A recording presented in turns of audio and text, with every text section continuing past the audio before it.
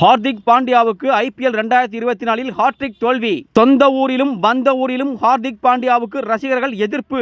வரிசையான தோல்வியிலிருந்து மீண்டு எழுமா மும்பை இந்தியன்ஸ்? வாருங்கள் பார்க்கலாம். இது டிஜிட்டல் தமிழ் நியூஸ். ஐபிஎல் 2024 செய்தி களம். சச்சின் டெண்டுல்கர், ஹர்பஜன் சிங் போன்ற ஜாம்பவான்கள் மும்பை இந்தியன்ஸ் அணியின் கேப்டனாக இருந்தும் கூட ஐபிஎல் சாம்பியன்ஷிப் கோப்பையை அந்த அணிக்கு பெற்றுத்தர முடியவில்லை. ஆனால் ரோஹித் சர்மா கேப்டனாக இருந்து 5 முறை கோப்பையை வென்றுள்ளார். இந்திய அணியின் அனைத்து பார்மேட்டுக்கும் கேப்டனாக இருக்கும் ரோஹித் சர்மாவை மும்பை அணி ஐபிஎல் டீம் கேப்டன்ஷிப் பதவியிலிருந்து தூக்கியது. குஜராத் அணியின் கேப்டனாக இருந்த ஹார்திக் பாண்டியாவை ட்ரேடிங் செய்து தங்கள் அணிக்கு கொண்டு வந்து கேப்டனாக மாற்றியது மும்பை இந்தியன்ஸ் அணி நிர்வாகம். இந்த செயல் மும்பை இந்தியன்ஸ் அணியின் ரசிகர்களுக்கு பெரும் அதிர்ச்சியை ஏற்படுத்தியது. ரோஹித் சர்மா மட்டுமின்றி பும்ரா, சூரியகுமார் யாதவ் போன்ற மூத்த வீரர்களுக்கும் இது சங்கடத்தை ஏற்படுத்தியது. இந்த சமயத்தில் மும்பையும் குஜராத்தும் மோதிக்கொள்ளும் போட்டி பரபரப்பாக எதிர்பார்க்கப்பட்டது. போட்டி நடந்த அகமதாபாத் ஸ்டேடியத்தில் ரசிகர்கள் ஹார்திக் பாண்டியாவுக்கு கடுமையான எதிர்ப்பை வெளிப்படுத்தினர். பரபரப்பாக நடைபெற்ற அந்த ஆட்டத்தில் குஜராத் அணியின் பயிற்சியாளர் ஆசிஸ் நெக்ராவின் சாமர்த்தியமான ஆலோசனைகளால் குஜராத் அணி நம்ப முடியாத வெற்றியை பெற்றது. அந்த போட்டியில் ஹார்திக் பாண்டியாவின் கேப்டன்ஷிப்பும் தனிப்பட்ட முறையில் அவரது ஆட்டமும் முன்னாள் கேப்டன் ரோஹித் சர்மாவை அவர் நடத்திய விதமும் ரசிகர்களால் கடுமையாக விமர்சிக்கப்பட்டது. குறிப்பாக உள்வட்டத்திற்குள் எப்போதும் ஃபீல்டிங் செய்யும் ரோஹித் சர்மாவை